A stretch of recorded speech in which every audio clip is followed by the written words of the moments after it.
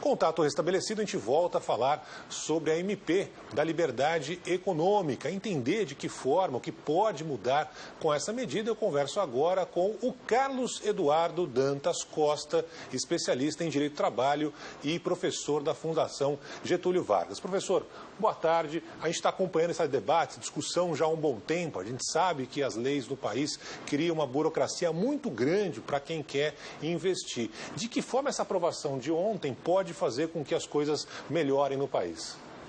Arão, boa tarde. Do ponto de vista trabalhista, tem algumas mudanças bem interessantes, né? Ele não tem aquela abrangência, como haviam dito no começo, seria uma mini reforma trabalhista, mas a gente tem algumas inovações e algumas novidades que tendem a estimular a economia. Eu acho que a principal delas é a liberação do trabalho aos domingos e feriados. Hoje, apenas um rol de atividades muito pequeno tem permissão para trabalhar aos domingos e feriados. Dependem de uma série de autorizações que trazem muita burocracia. Da forma como foi aprovada a MP, ou na redação aprovada, todas as categorias poderão trabalhar aos domingos e feriados. Uma outra mudança bem interessante também é a aprovação do controle de jornada, que se chama ponto por exceção. Nesse tipo de controle de jornada, o trabalhador só anota quando ele deixar de trabalhar aquilo que estava previamente combinado. Então, se ele trabalhar além do horário normal, ou se ele trabalhar menos do que o horário normal, ele anota. Do contrário, presume-se como cumprida integralmente a jornada de trabalho dele. Tem outra questão também, professor, com relação ao alvará para empresas de baixo risco, né? Sempre tem aquela dúvida na hora de você empreender e sempre atrapalha na hora de empreender, principalmente para aquele que está começando, né?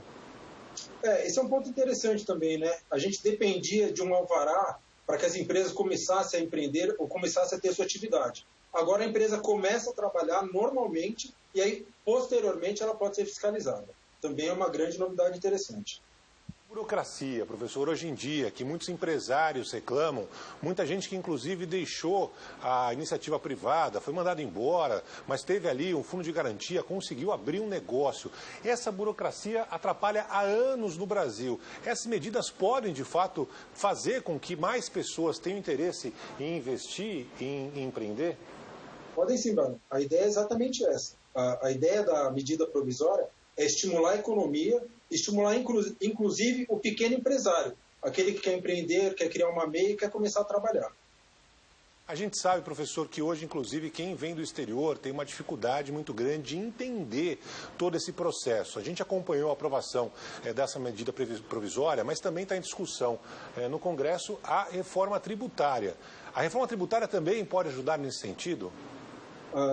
O governo tem demonstrado um grande apelo para estimular a economia.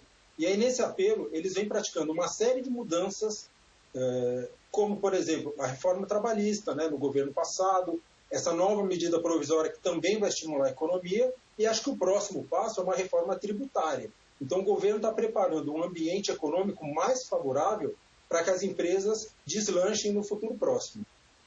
Isso de fato aconteça. Professor, muito obrigado pela participação aqui no Band News. Até uma próxima oportunidade. Muito obrigado. Um abraço. Boa tarde.